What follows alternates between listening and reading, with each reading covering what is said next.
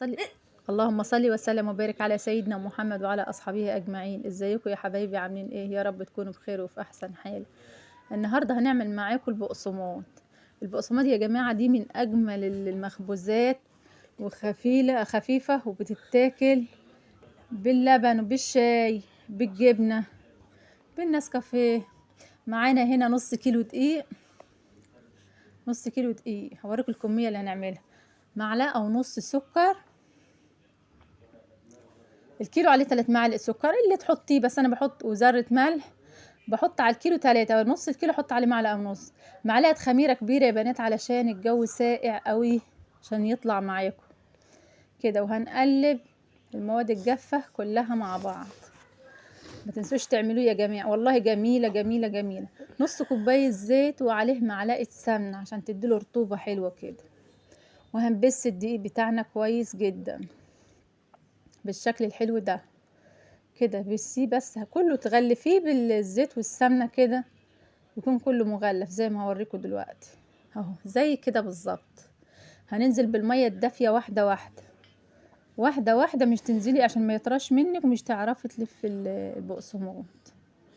حاجه يا بنات والله. ده بصي انا جبت نص كيلو دقيق والخميره تكلفوني 11 جنيه. هتعملي كميه. ابني امبارح راح يجيب البقسماط، جايب لي 9 وحدات ب10 جنيه. والله يا بنات 9 وحدات ما في غيرها.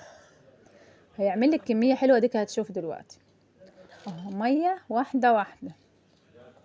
الميه على حسب الدقيق بتاعك، هياخد كتير هياخد قليل. انا ما بحددش الميه علشان الدقيق اهو. معاكم بالشكل الحلو ده.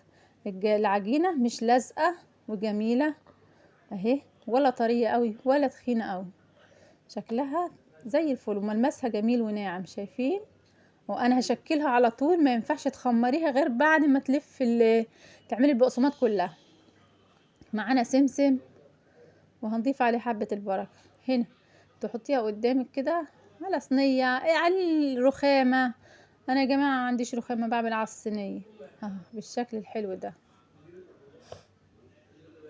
كده.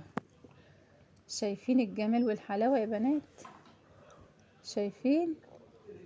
مش تدهني الصاج زيت، كفاية الدهون اللي في البقسماط نفسها اهو كده. هنعمل واحدة تاني اهو. حتة العجينة صغننة هتعمل لك واحدة حلوة.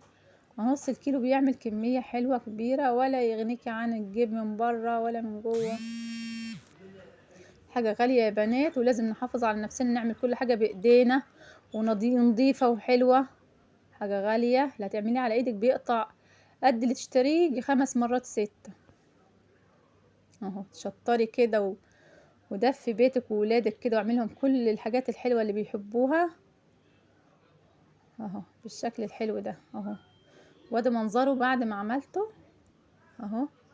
عمل لي 3 صجون كبار وواحد صغير.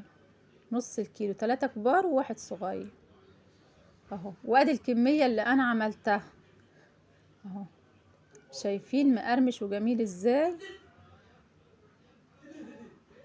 شايفين يا بنات حلو ازاي؟ ولو عجبكم الفيديو حطوا لايك وشير واشتراك في القناة. والسلام عليكم ورحمة الله.